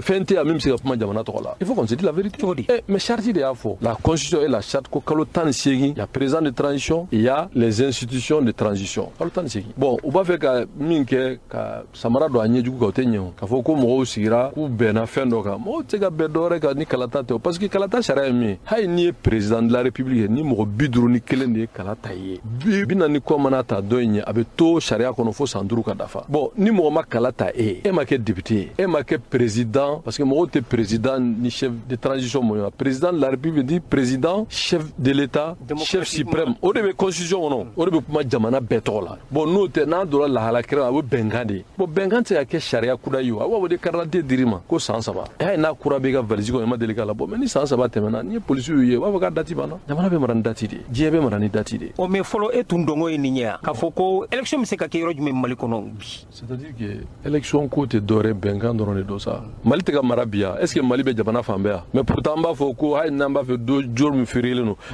c'est sur l'ensemble du territoire. Est-ce qu'il y a Mbea? Non, oui, principe de na for kalabeta, John ne kalata, on politique de Kaga Japanamara. Donc, ni politique mo benaka, Kafoko Lakanante Yoromina, Ambis Beninka, Beka Soma, Lakanamiron Beka So, Benganio. Benkan de bato ko benyo ni benkan tie avec yere sa OK mais ni bengan qui ra bena sur la règle du jeu on va sur le principe c'est tout mo be ka ko do ke clé flyna mais ngola kana mbali abe yoro do la makeo mais u bali u bena foko kala ajabi di bo ante du chama me malla make do re ka teke alors non ma ko bon comme luma so ka tabla mais pour tabe ka ke c'est une question de volonté politique ça dit il va do même fille chou alama de ibana chiama chou ça va te rattraper tiens fait bien gelendo quoi et tout son achema ne ma délégué ba chema tu es doré c'est-à-dire que politique te doré benganero mais à charia fana fa respecter en gros on veut rester légaliste personne ne va nous pousser à la faute en gros de droit kalakata c'est légal avec constitution non miranta e munye sida o ka koina non miriata ko teo ne be gelea bi miriata o ne kuma na ngo de ne ta kasola ne ka kuma de bata kasola te ma mo chien ma bi mo ka ma jamana wardu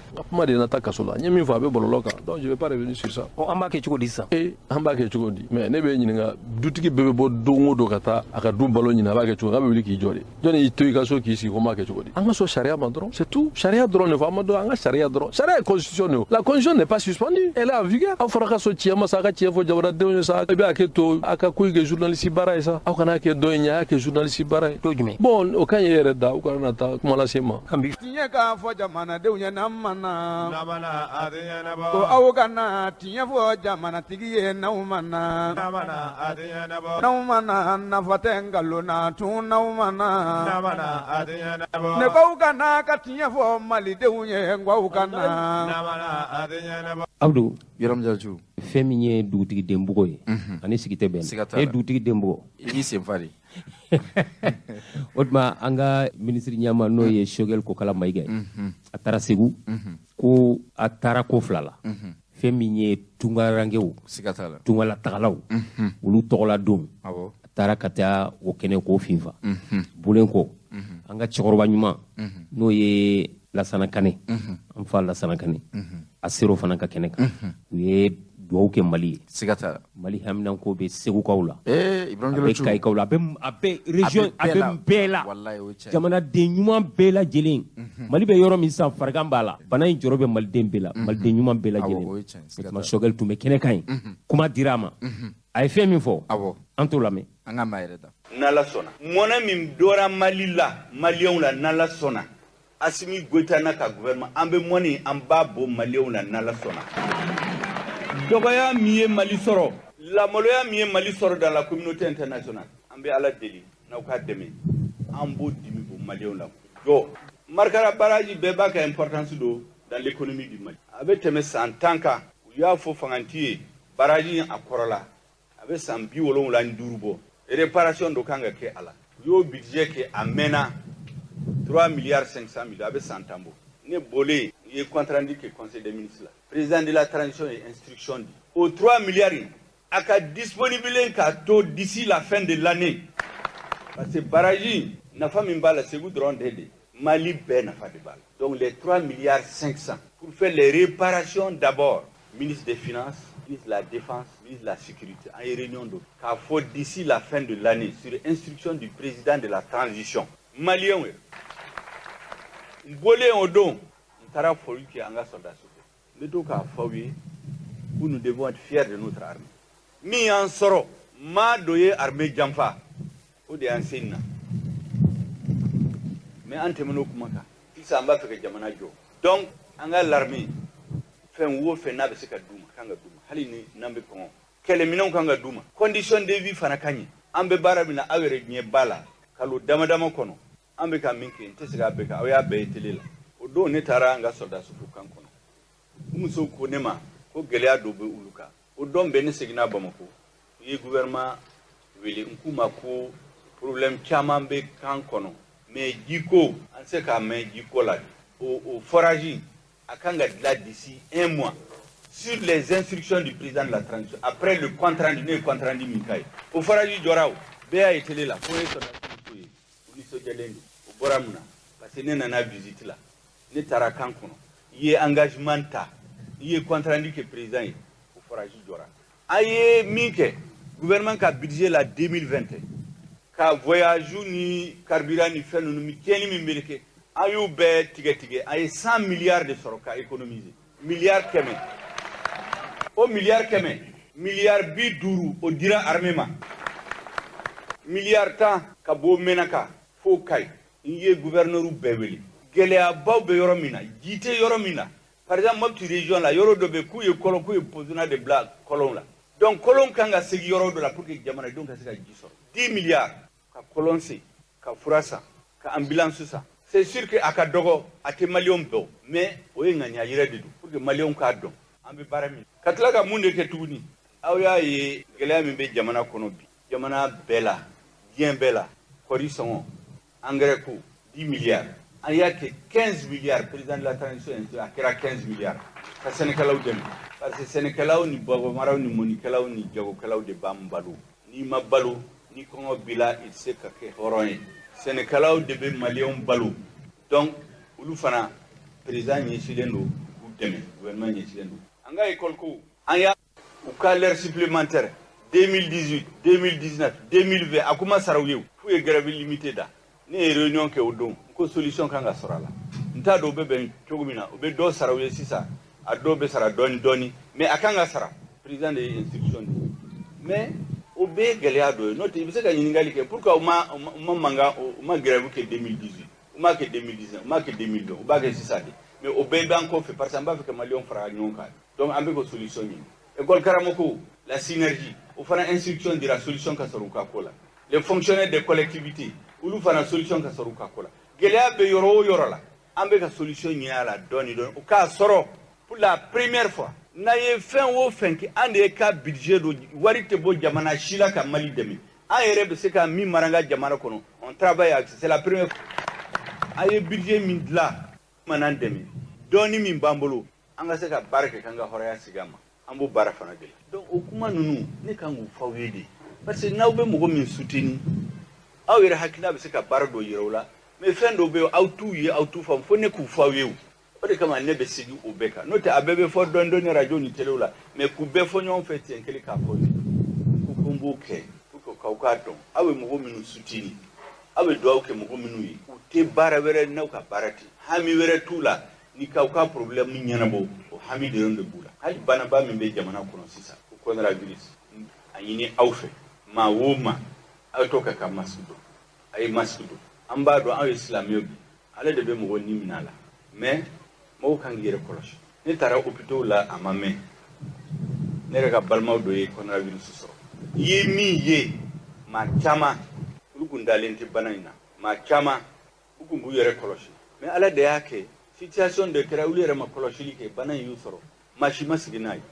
donc be mingi ni malion fait be kijija ba fu ko les mesures barrières ay ko be ke pour respecter ay ou respecter be kuma ibani mi kanyini au fait tuni kanyini ala fait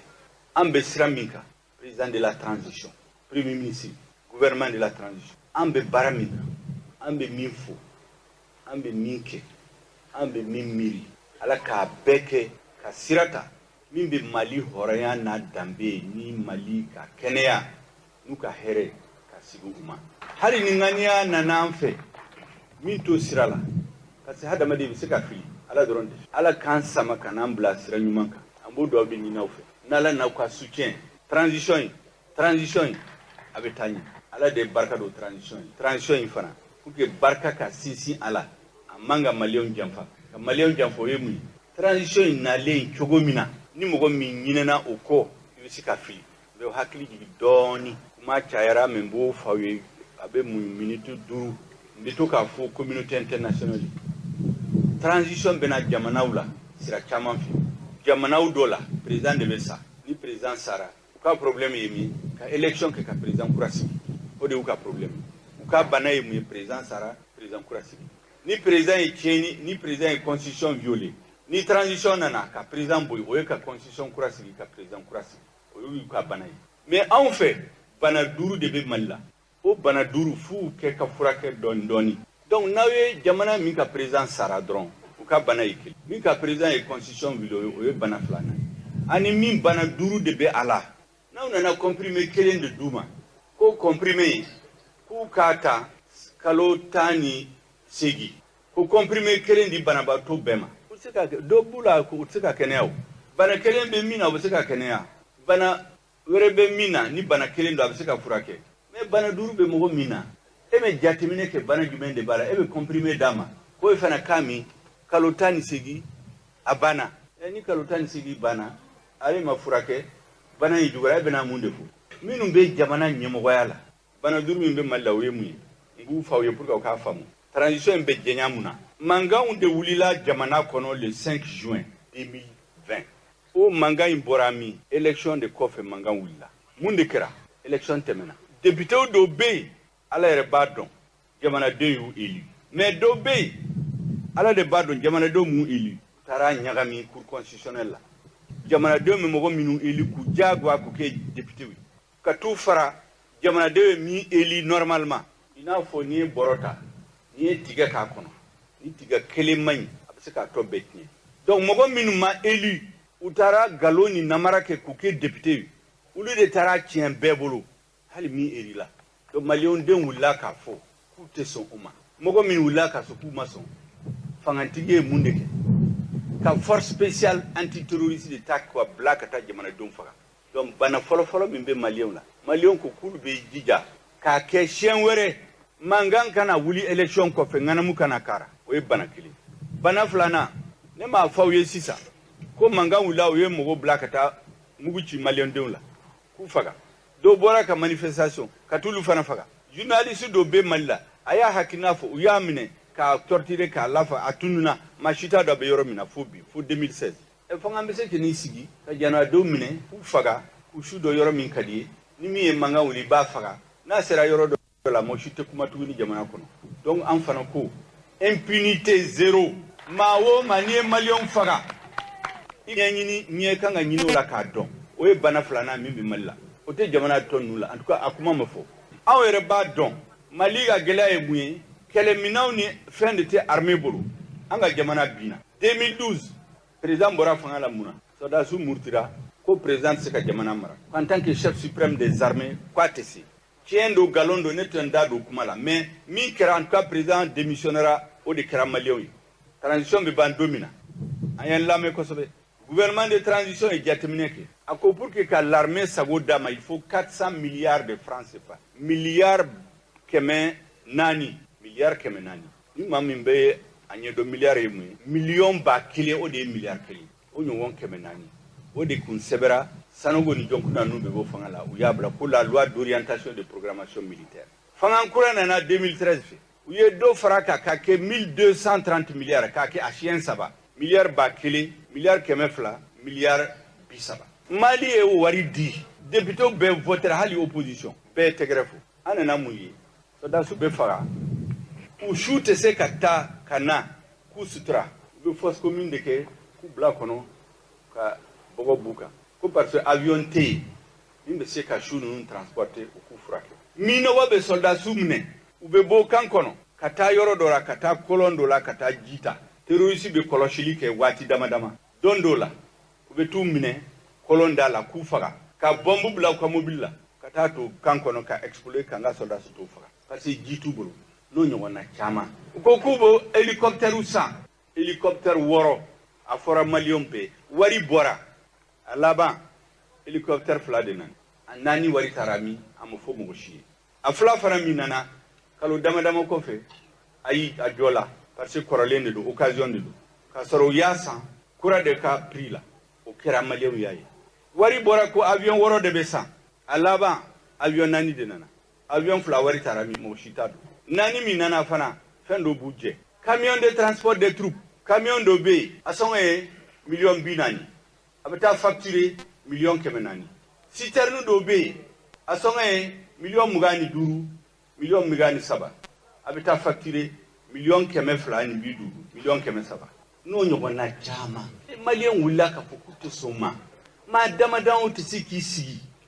an ka sɔrdasiw bɛɛ ka sa aw bɛ ka tulonkɛ Mali wari la ala ma hinɛ a la Sumayila Sise a ye rapport dɔ kɛ ko ni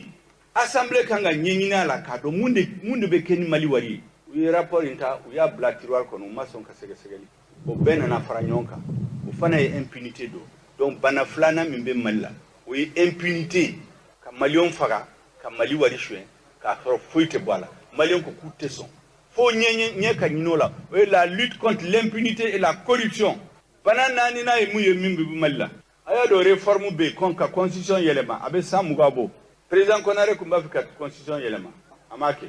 atete kumba fika ke amasi ibeka kumba fika ke abese o kore muye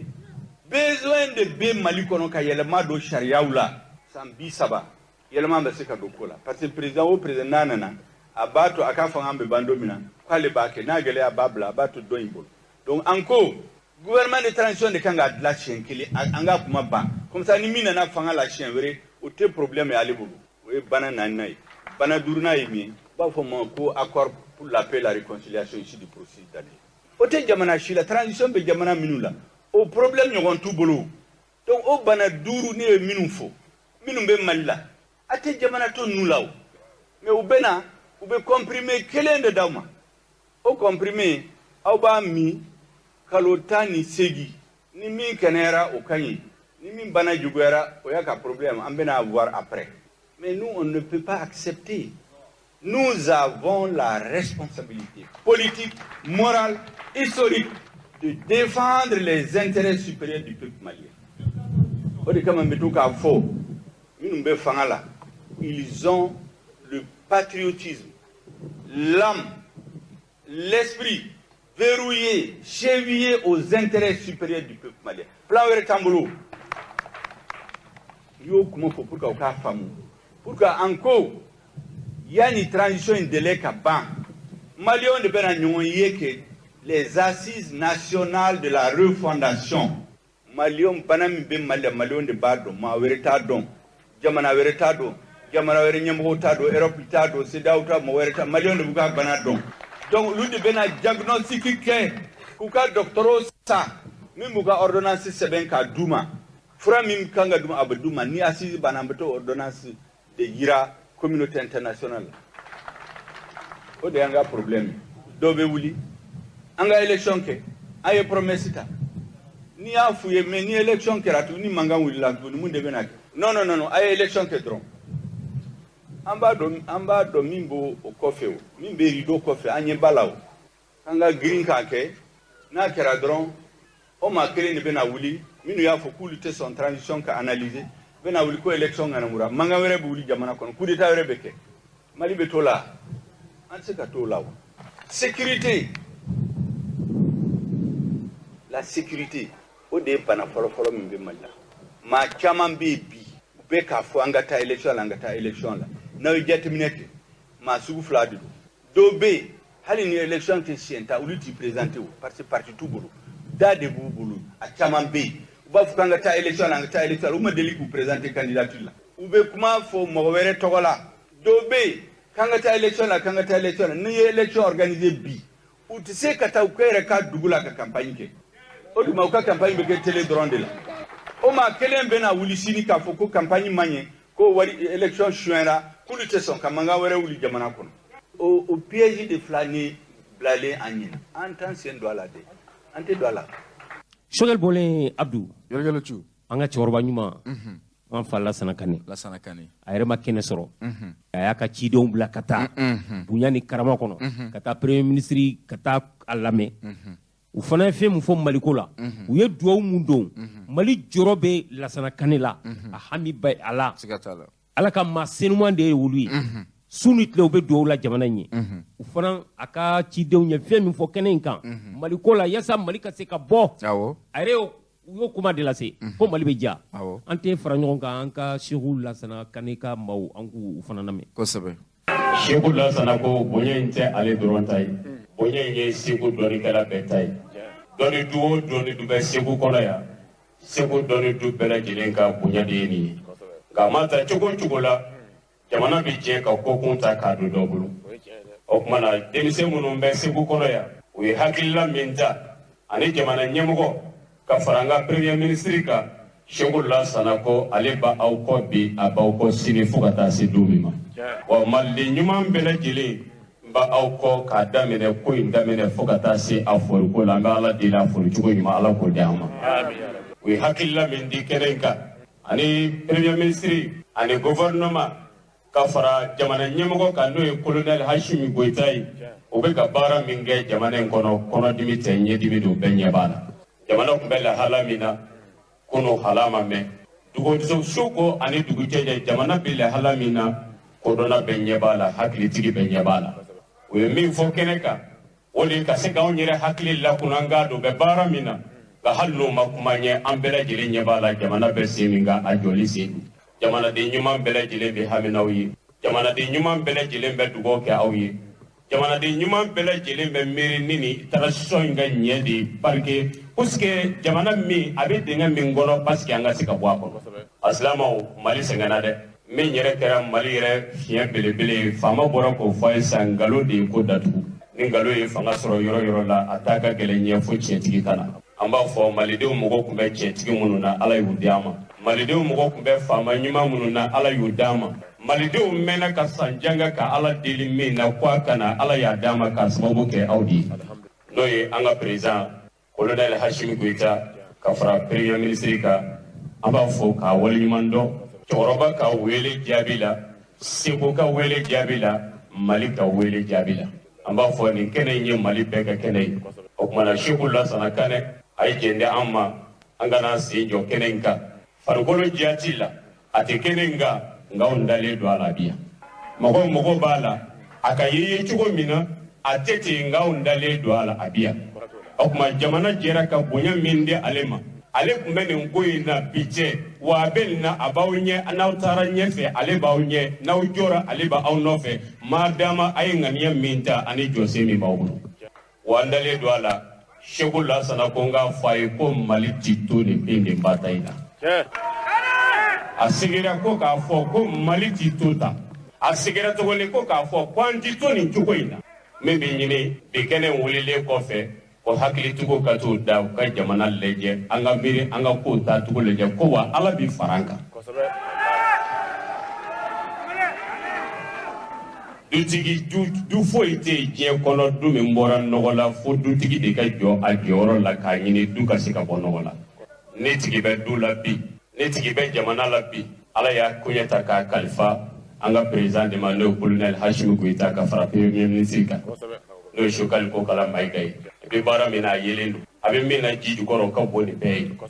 min sera ka fɔ kɛnɛ kan o de ye malidenw bɛ se ka min faamu k'a dɔn wa dugawu bɛ aw nɔfɛ Alakira ko sallallahu alaihi wasallam a ko ni ko ye aw kamana gan silamɛw n'a b'a fɛ ka dɛmɛ sɔrɔ aw yɛrɛ kolo la a n'a ka kodɔn ni a ka hakililaw faralen kɔ ɲɔgɔn kan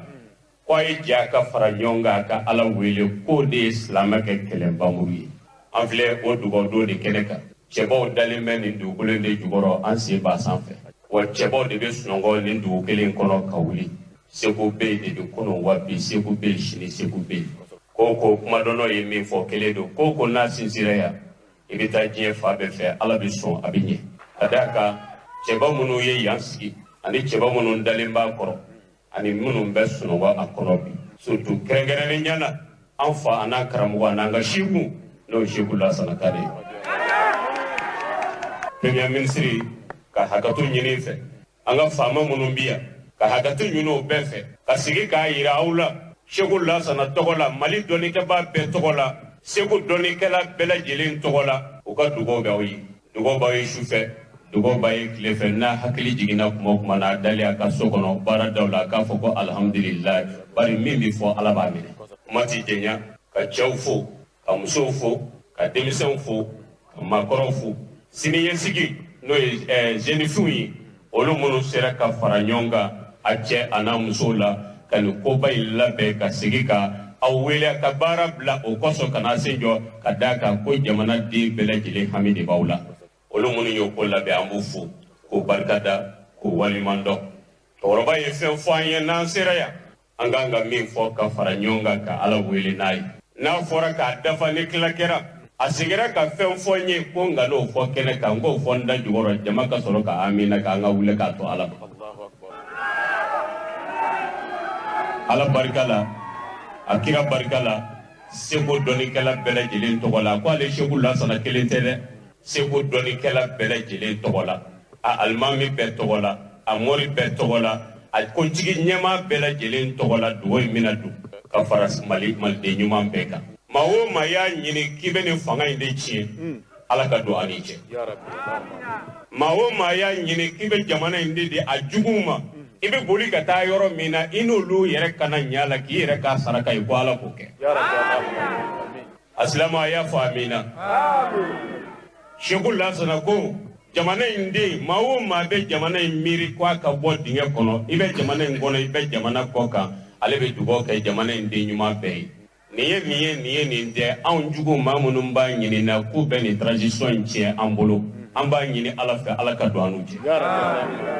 wa an b'a dɔn fana a ti tiɲɛ an b'a dɔn a ti tiɲɛ ŋaniya min b'u la hakilila min b'u la miiriya min b'u la n'o tɛ bi dɔrɔn ye fo ka taa se Mali sini ma a ka se ka jɔ sen ɲuman kan a mana jɔ sen min fana kan ka taa se buru fiyɛ ma o kana kari o hakilila ɲuman min b'u la an b'a dɔn maabaw ka dugawu bɛ minɛ tiɲɛ k'a fɔ jamanadenw ye n'an ma na ko aw kana tiɲɛ fɔ jamanatigi ye n'aw ma na n'aw ma na nafa tɛ nkalon na tun n'aw ma na ne k'aw kana ka tiɲɛ fɔ malidenw ye nk'aw kana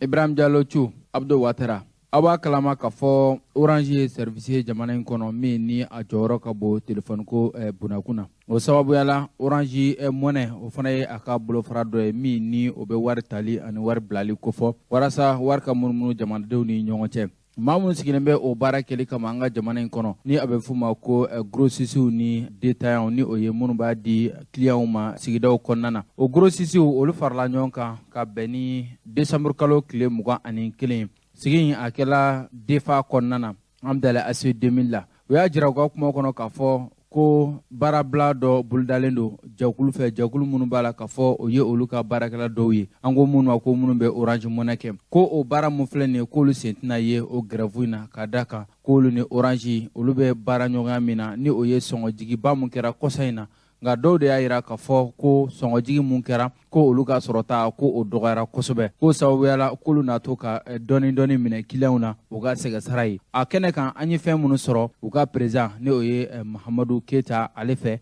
an ka fara ɲɔgɔn kan an k'aw lamɛn. Ne tɔgɔ ye Mahamadu Keita ye Orange ka partenaire distributeur grossi min bɛ yen n'a bɛ fɔ a ma ko GGT Sarl o directeur général ye ne ye an ka zone d'intervention ye Bamakɔ commune 6 ani Kayi zone 1 ni Kayi zone 2 a bɛ kunnafoni la wele mun na an y'a wele bi yaasa an bɛ se ka an ka clients na kunnafoniya ani an ka Orange monnaie baarakɛlaw la kunnafoniya k'a fɔ grève ko kuma min bɛ sen kan k'a bɛ daminɛ le 21 22 23 baarakɛla jɛkulu dɔw fɛ an ka Orange monnaie baara nin kɔnɔ ka yira clients na k'a fɔ anw sen tɛ grève kofɔli nin na anw masters ani Orange Mali ani anw ka Orange monnaie baarakɛlaw minnu bɛ Mali fan bɛɛ ka daminɛ Kayi ka taa bila fo Kidal minnu bɛ baara kɛ kiosque kɔnɔ minnu bɛ baara kɛ bitigi kɔnɔ ka yira an ka clients na k'a fɔ anw sen tɛ grève kofɔli in na wa anw ka dayɛlɛlen don su fara tile kan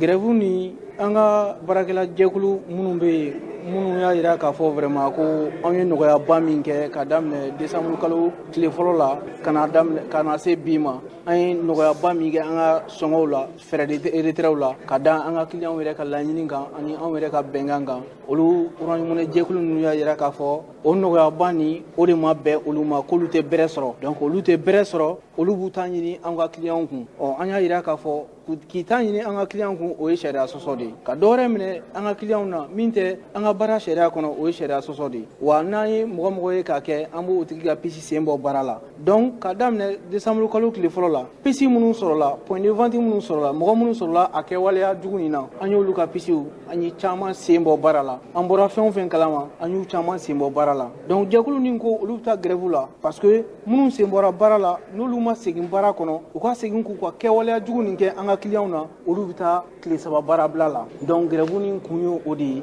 nɔgɔya min kɛra ko f'u ka kɛwalew de kɛ kɛwale minnu ye bingani ye an ka clients kan an ko k'an tɛ jɛn n'o ye n'i y'a kɛ n'an bɔra kalama an b'i ka pisi sen bɔ baara la numéro vert b'an bolo an ka numéro vert ni client fɛn o fɛn y'a kɛ numéro vert ye 370 70 ye a bɛ se ka weleli kɛ 370 70 ni mɔgɔ min ko k'aw ka wari wɛrɛ sara min tɛ Orange monnaie sariya kɔnɔna ye a ye an wele ka kunnafoni lase anw ma kɛwale ɲangati min kan ka kɛ a tigi sɛgɛrɛ an b'o ɲangati da a tigi kan ni i ko ko client n'i ko sannikɛlaw i ko feerekɛla de feerekɛla ninnu an ka feerekɛla ninnu orange ka fara anw master kan fɔlɔ yani sɔngɔ ka jigin 35% min bɛ minɛ client na o 35% de tun bɛ tila an ka réseau de distribution kɔnɔla la point de vente ta ye 24% ye an master ta ye 11% ye parce que anw de bɛ minɛn belebele san orange bolo k'a di olu ma olu minnu b'a a feeremisɛnnin kɛ aw ma donc olu ta ye 24 ye 100 o 100 anw ta ye 11 ye mais sɔngɔ ni nɔgɔyalen orange ani foli ka kan orange ye 10% de bɔ a yɛrɛ kun ka fara 35% nin kan donc sisan 45% min bɛ minɛ client na o 45% de bɛ ka tila réseau de distribution kɔnɔla la 45 de bɛ ka tila sisan aw ni ɲɔgɔn cɛ fɔlɔ tun ye 35 ye mais bi o bi la 45 de bɛ ka tila réseau de distribution kɔnɔla la c'est à dire olu masterw ani anw o bɛ dɔ sɔrɔ orange ma d'aw ma orange tilala k'a fɔ ko nin kalo 3 nin kɔnɔla la ka daminɛ décembre la ka taa bila fo fin février la k'u bɛ mɔgɔ o mɔgɔ ale y'a ka minɛn sɔngɔ jigin mɔgɔ o mɔgɔ ni i ma dan i ka feerekɔrɔ ma n'i ka feere yɛlɛnna sanfɛ hali ni danna i ka feerekɔrɔ ma k'ale b'i accompagner fo kalo 3 c'est à dire tile 15 o tile 15 u bɛ to ka wari dɔw ci ma pour que dɔbɔli min kɛra fɛɛrɛw la a kana se ka impacter parce que n'i y'a mɛn sannikɛlaw feerekɛla de bɛ min bɛ feere kɛ o donc orange ye entreprise ye min hakili ma bɔ nin kɔ ka fara anw yɛrɛ kan donc ni u bɛ dɛmɛ u bɛ dɔ sɔrɔ u bɛ caman yɛrɛ sɔrɔ donc mais minnu ko olu vraiment u bɛ min sɔrɔ halisa ko o de ka dɔgɔn olu bɛ taa baarabila la halisa an b'u wele u ka parce que baara nin a mago bɛ ɲininkali caman na ani jaabi caman na pour que i bɛ se ka faamuyali sɔrɔ a la parce que an ye min fɔ u ɲɛna an y'a f'u ɲɛna jago tɔnɔ dɔgɔmanin sɔrɔ o ka teli ni jago tɔnɔba sɔrɔ ye e bɛ minɛn dɔ feere 1000 i b'a sɔrɔ i ka tɔnɔ y'a la 400 mais i bɛ se ka den 10 de feere tile kɔnɔ n'i y'a bɔ 1000 na ka kɛ 400 ye a ka ca ala fɛ i bɛ tɛmɛ den 10 kan i ka tɔnɔ ye 200 min ye o fana bɛ caya ka tɛmɛ o kan an y'a ɲɛf'u ɲɛna n k'u ka ɲininkali caman kɛ yaasa u bɛ se ka faamuyali caman sɔrɔ cogoya min na. Kulubali i ka teli bi dɛ yanni min